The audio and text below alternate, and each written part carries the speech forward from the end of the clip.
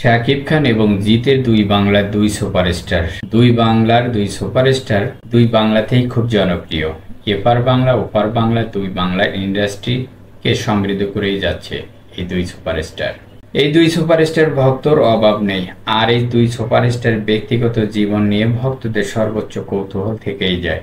এই জনপ্রিয় নাম চিনলেও তাদের ব্যক্তিগত জীবনে কার কত সম্পদ, কে কত টাকার মালিক হয়তো কেউ জানে না। তাই আজ আমার ভিডিওতে এই দুই তারকার মধ্যে কে বেশি ধনী, কে বেশি টাকার মালিক, আর কে কত টাকা ইনকাম করে। ক্যারিয়ারের প্রথম সময় 2022 সালে সাথী সিনেমার মধ্যে দিয়ে পদার্পণ করেন জিৎ। তিনি কলকাতা সিনেমার অন্যতম প্রধান অভিনেতা।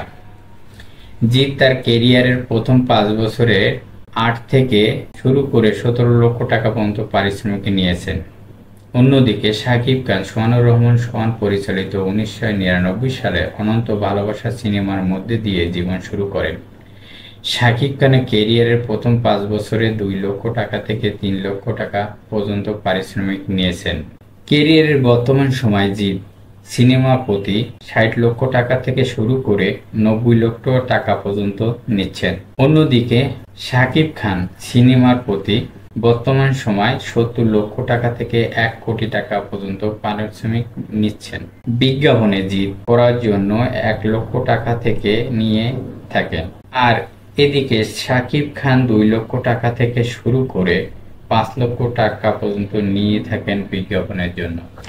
সিনেমা প্রমোশন বিভিন্ন স্টেজ শো থেকে জিৎ 1 থেকে 2 লক্ষ টাকা পারিশ্রমিক নিয়ে থাকেন। আর অন্যদিকে superstar Shakib Khan stage show থেকে সিনেমা প্রমোশনের জন্য 3 লক্ষ টাকা থেকে 6 লক্ষ টাকা পারিশ্রমিক নিয়ে থাকেন।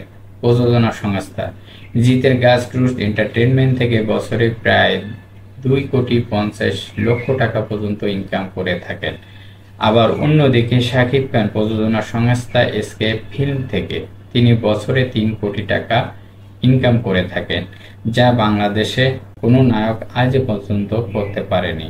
সিনেমার সংখ্যা সিনেমার দিকে তাকালে আকাশ পাতাল তফাৎ। তা আমরা লক্ষ্য করতে পারি শাকিব খানের সিনেমা জগতের ক্যারিয়ারের 25 বছর।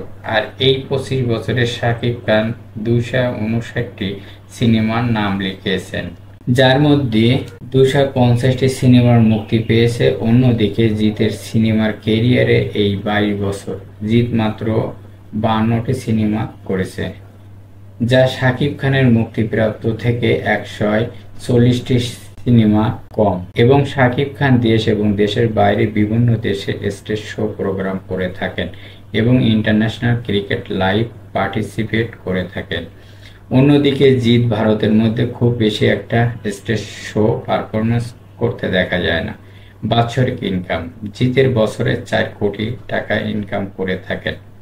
অন্যদিকে শাকিব খান বাৎসরিক 8 থেকে 15 কোটি টাকা পর্যন্ত আয় করে থাকেন।